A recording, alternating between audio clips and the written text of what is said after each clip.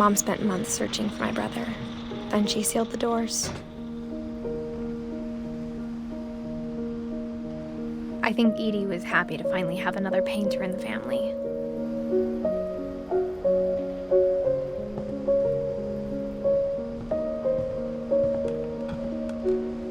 Whatever Milton had found in the house, Mom didn't want it getting out.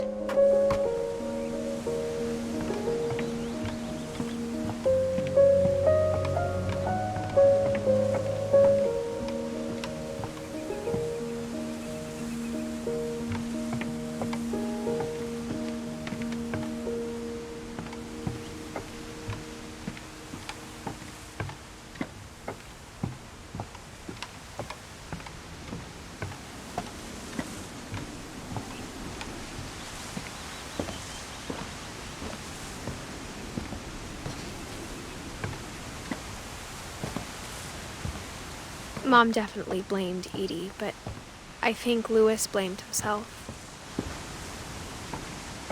After he graduated, he just spent more and more time in his room, until Mom got him a job at the cannery. Everyone always told me to stay out of Louis's room, except Louis.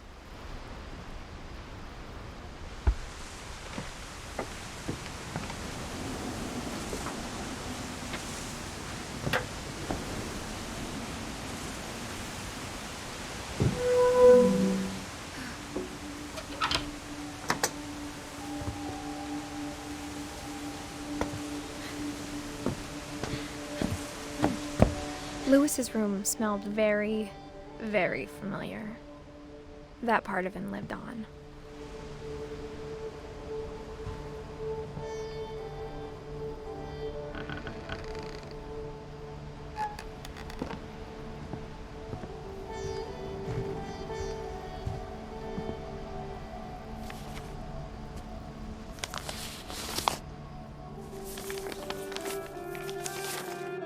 Dear Mrs. Finch, as Louis's psychiatrist, I can understand your desire for an explanation. As I see it, the trouble began in January, shortly after we convinced your son to seek treatment for substance abuse. Newly sober, I believe Louis first noticed the monotony of his daily life.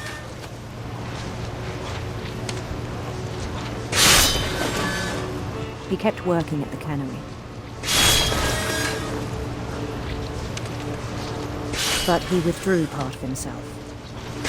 In our sessions, I saw the same behavior. His mind began to wander. I asked him to describe it.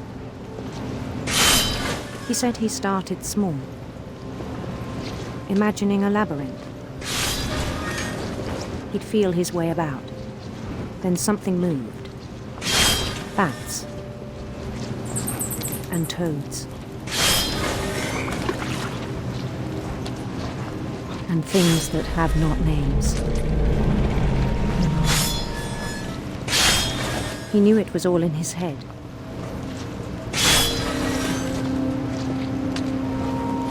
But he took it very seriously. I had hoped he'd find himself.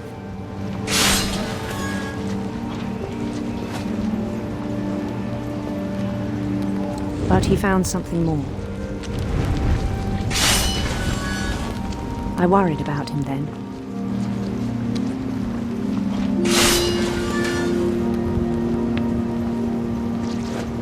Daydreaming at the cannery.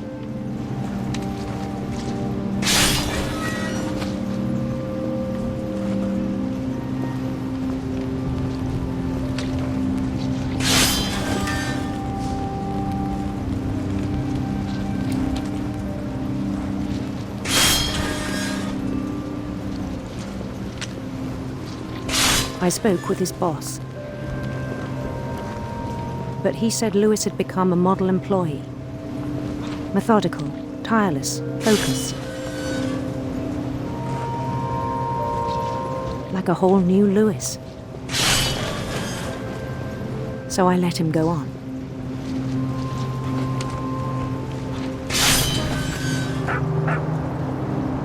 I even encouraged him.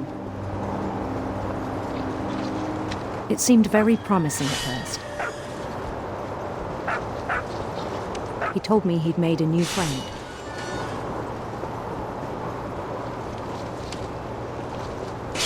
On the edge of a city he named Lewis Topia.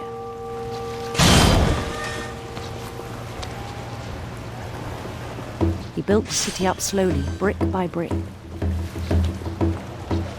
Then he made musicians.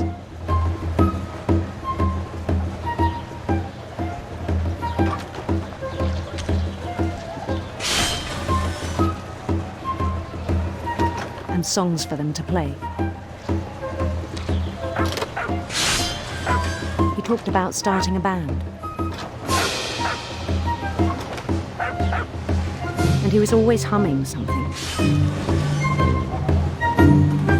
Every day his imagination grew stronger.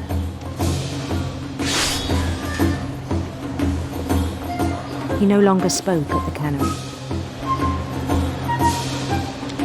But his chopping was as reliable as ever. Then one day it struck him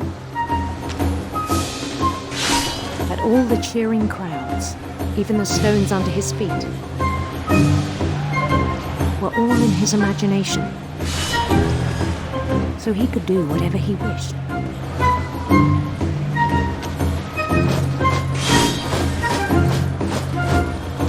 He held an election for mayor. And he won. They begged him to stay, but his mind was already wandering. It became a game for him.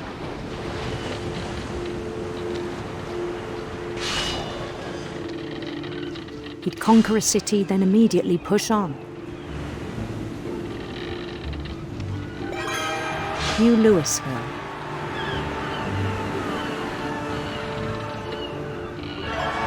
St. Louis. He started drifting away from our reality.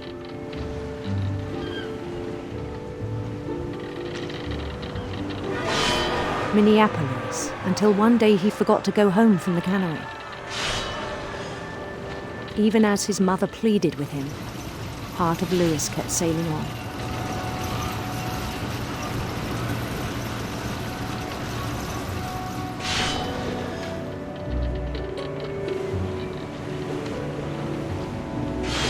In Louisburg, he heard rumors of a handsome queen.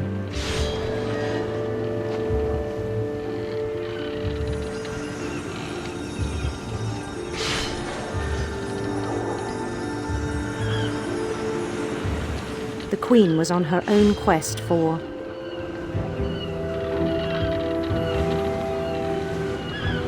sinister serpents.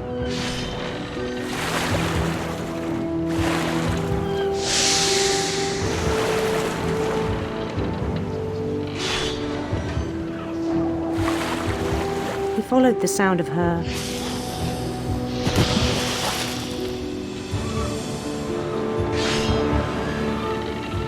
electric sitar.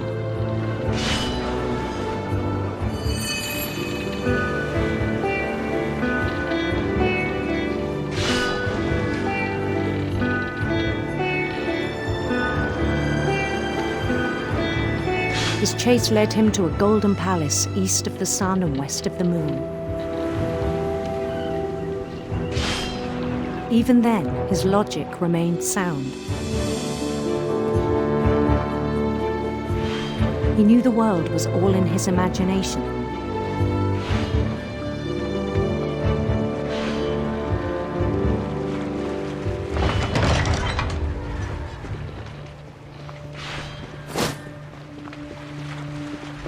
But he was so proud of having created it. In his own eyes, he'd become something greater than a king.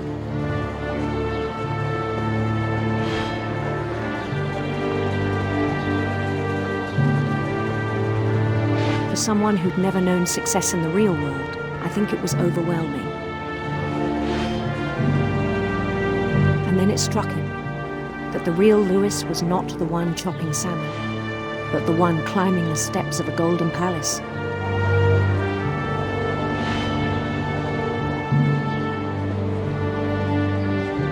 My imagination is as real as my body, he told me.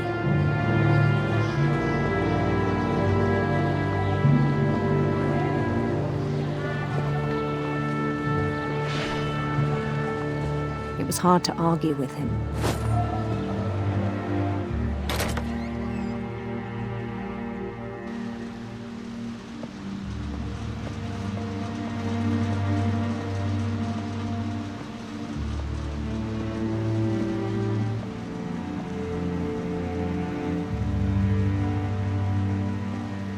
I began to forget the world we know.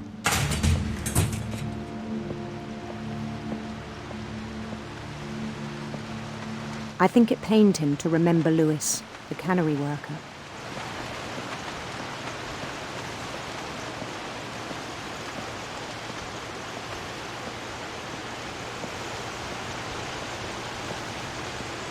He began to despise the man with a royal contempt.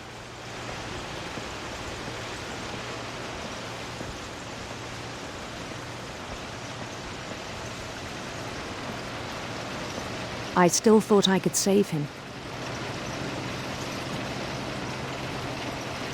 Even after he said he was being crowned king over all the lands of wonder.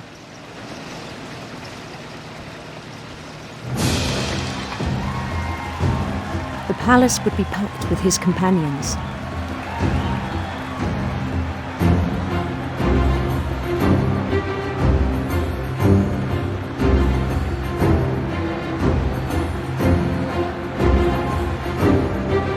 Including the wise Calico who'd insisted on inviting me.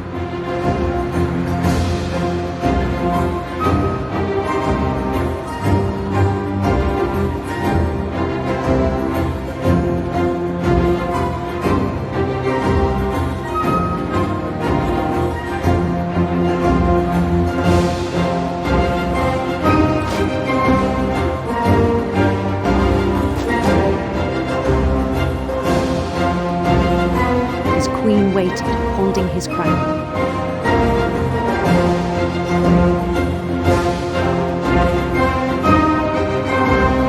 There was only one thing left to do.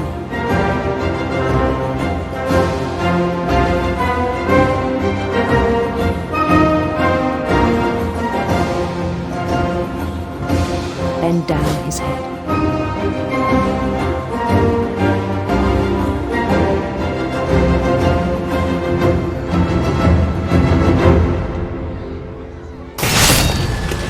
I think you know. Mrs. Finch, your son was a kind man who will be missed by all of us who knew him.